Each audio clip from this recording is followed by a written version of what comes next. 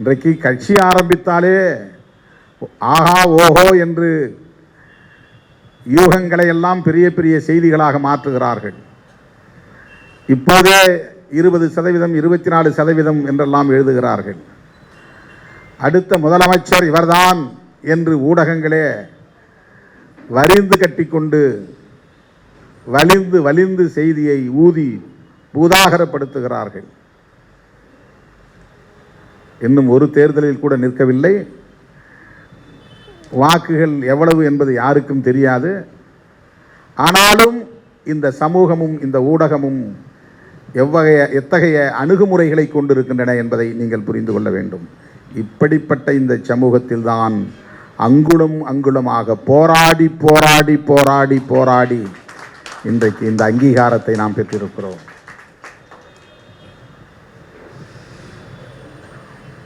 மற்றவனெல்லாம் 100 metre ஓடி பரிசு வாங்கி விடுவான்.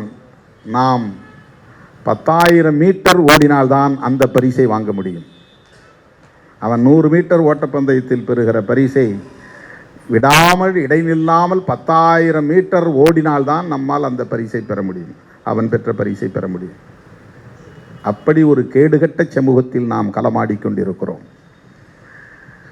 ஒரு கட்சியாக ஏற்காமல் அதை புறந்தள்ளுகிற ஒரு சமூகத்தில் நாம் இருக்கிறோம்.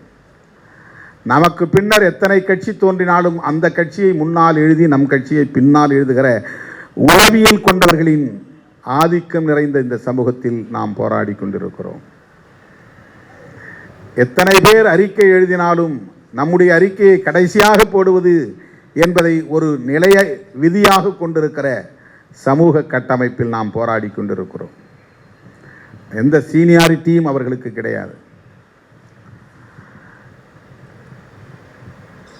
சமூக மதிப்பீடுகள் அவ்வாறு இருக்கின்றன.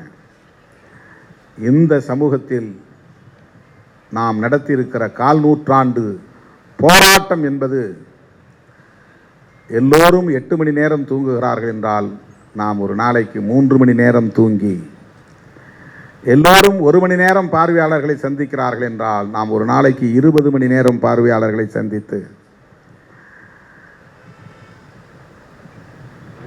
ஒரு மாதத்திற்கு சில 1000 கிலோமீட்டர் பயணம் செய்கிறார்கள் என்றால் நாம் பல 10,000 கிலோமீட்டர் பயணம் செய்து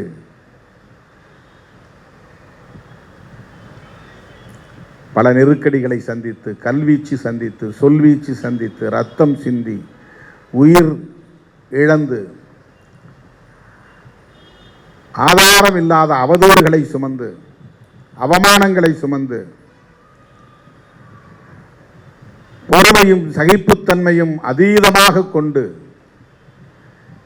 எல்லா மன உளைச்சலையும் தாங்கிக் கொண்டு, அழுத்தங்களை தாங்கிக் கொண்டு,